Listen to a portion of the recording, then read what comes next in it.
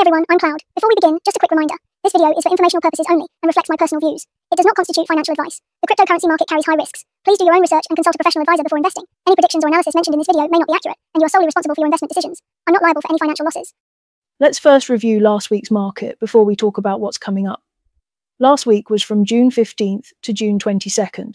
Bitcoin's highest closing price was $108,952, which hit my first target, but didn't go any higher after that. The lowest closing price was $101,110, which completed the first downward target and got really close to the second one, with just a 200-point margin. That's within a 0.1% error. In my daily forecast, I had called for 101,000, so the margin shrank even more. I mentioned last week that I'd be happy if we could just hit the first two upward targets. And yeah, this week was definitely a struggle. Ethereum closed the week with a high of 2,680, but didn't reach any of the upward targets. It couldn't hold above my midline either. The lowest close was 2,237, which completed two targets, nearly reached the third one, missing by just 37 points. So yeah, Ethereum was a bit weak this week. Since neither Bitcoin nor Ethereum made new highs, the key support levels I gave for June are still in place. Now for some Ethereuming I'm really proud of. This week, I nailed another high-intensity move with fast analysis and quick judgment.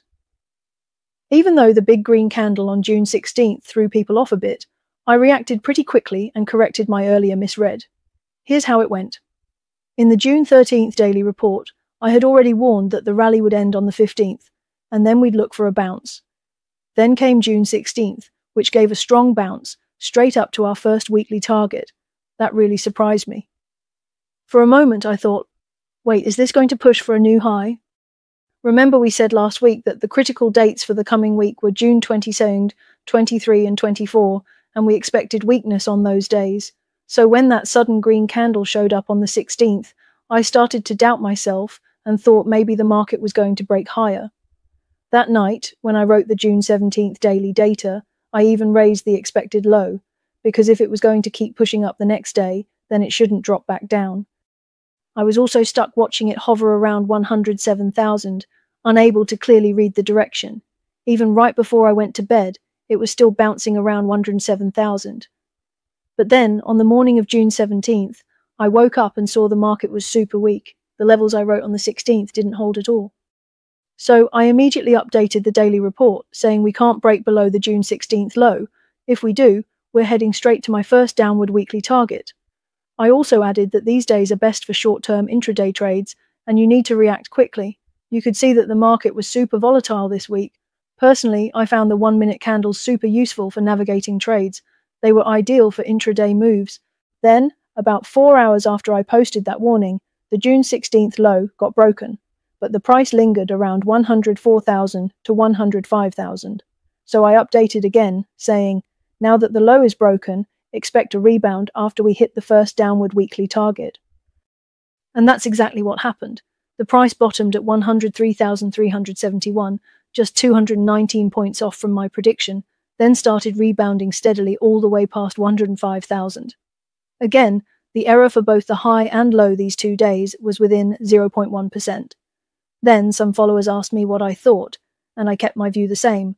We're still rebounding until around June 22nd, when we expect to see weakness.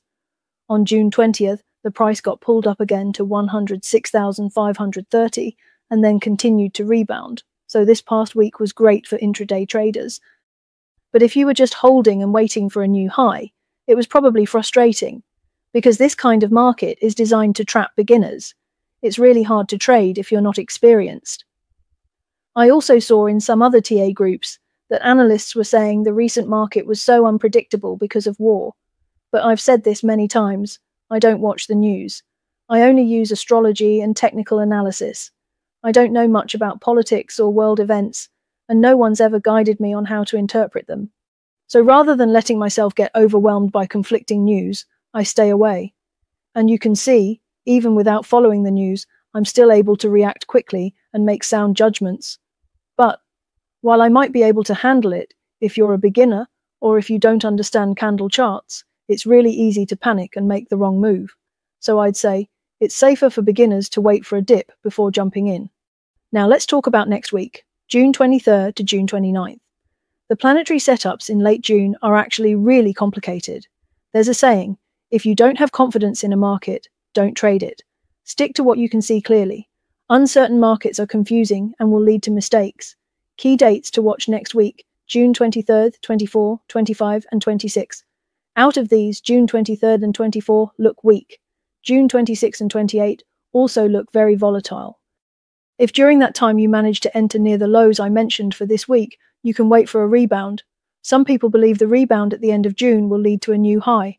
If we see back-to-back strong green candles, then yes, that means a new high is likely. But I can't guarantee anything. We still need to follow the candle patterns. I won't read out all the levels here. They'll be shown on screen so you can screenshot them. Bitcoin needs to hold above 104,150 to aim for the upside. Ethereum needs to hold above 2,400 to aim higher. As for the third target, for Bitcoin, it could be somewhere between 96,100 to 95,200.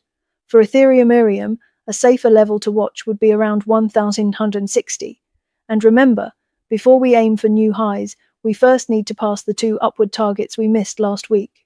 Whatever happens, we must hold above the midline. That's the bare minimum. Finally, let's revisit some theoreming I explained last week. I think July 5th will mark the beginning of a weaker phase in the market. That's the day Neptune goes retrograde, and Neptune will be retrograding in Pisces. Pisces is linked to long-term investments and bubbles. So during this time, worthless or fake projects will likely get hit hard. Even solid projects will go through a testing phase. For fake ones, it's basically a bubble burst. People will start questioning, is this project really backed by real tech? So we'll likely see more fear, disappointment, and FOMO cooling down. People won't dare trade as easily. Right now, Bitcoin is at a very high level, which makes it a tough time for small cap coins. If a coin has no real value or tech, it might go to zero during this phase. Meme coins are especially risky since they're tied to hype and fantasy, which Neptune represents. So yeah, this is going to hit meme coins harder. And honestly, even I don't know how to trade meme coins, so please, if you're into that right now, be very careful. Don't pick meme coins that have no value or tech. Alright, that's it for today. Weekly forecasts should never be viewed alone. They must be combined with daily and monthly charts. The daily charts fill in what the weekly might miss. I wish you all the best. May you buy at the bottom and sell at the top. Don't forget to like, share, and subscribe to my channel if you found this helpful. Send this to your friends too. Thanks for watching, and I'll see you in the next one.